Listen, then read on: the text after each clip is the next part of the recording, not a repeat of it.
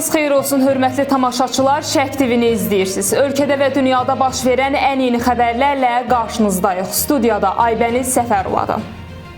Oktyabrın 7-sində Qəbələdə Türk Dövlətləri Təşkilatının Xarici İşlər Nazirləri Şurasının toplantısı keçiriləcək. Təşkilatın 12-ci zirvə görüşü regional sülh və təhlükəsizlik mövzusuna həsr olunub.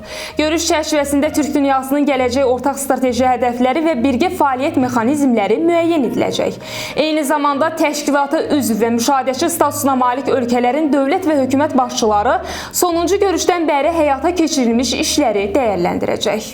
Naxçıvanı Azərbaycanın digər rayonları ilə birləşdirən yol İran üçün yeni imkanlar yarada bilər. Bunu İranın keçmiş Xarici İşlər Naziri və sabiq vitse-prezidenti Məhəmməd Cavad Zərif bildirib. Bugün vəziyyət dəyişib. Məsələn, Naxçıvanı Azərbaycanın digər rayonları ilə birləşdirən yol bizim üçün bir fürsət ola bilər.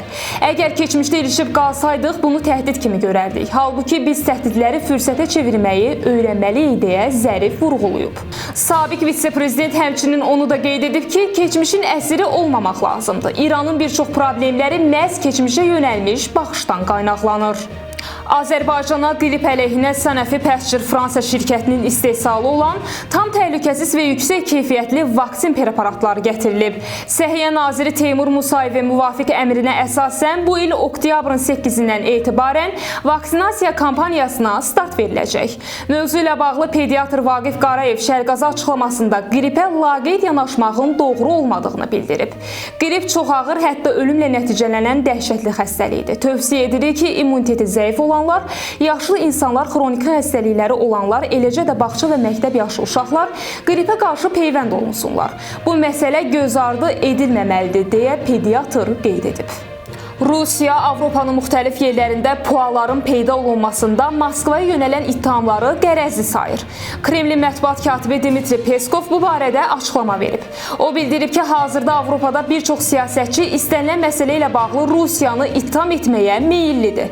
Peskovun sözlərinə görə bu ittihamlar hər dəfə əsassız və düşünülməmiş şəkildə irəli sürülür. Rusiya da bu cür bəyanatlara eyni münasibət göstərir. Xatırladaq ki, bu il bir neçə dəfə Rusiya mənşəli PUA-lar Estoniya, Norveç, Polşa, Moldova, Rumıniya, Litva və Latviyanın hava məkanını pozub. Oktyabrın 7-sində ölkə ərazisində yağış yağacağı gözlənilir. Milli Hidrometeorologiya Xidmətindən verilən məlumata görə Bakıda və Abşeron yarımadasında havanın dəyişkən buludlu olacağı, əsasən yağmursuz keçəcəyi ehtimal olunur. Havanın temperaturu gecə 16-18, gündüz 21-26 dərəcə isti olacaq. Rayonlarda isə havanın əsasən yağmursuz keçəcəyi gözlənilir. Lakin gündüz bəzi yerlərdə qısa müddətli yağış yağacağı, duman olacağı ehtimalı var.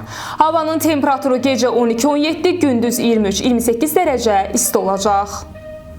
Bugünə çatdıracaqlarımız bu qədər. Ən son xəbərləri Şərq TV-dən izləməyə davam edin. Diqqətiniz üçün minnətdarıq.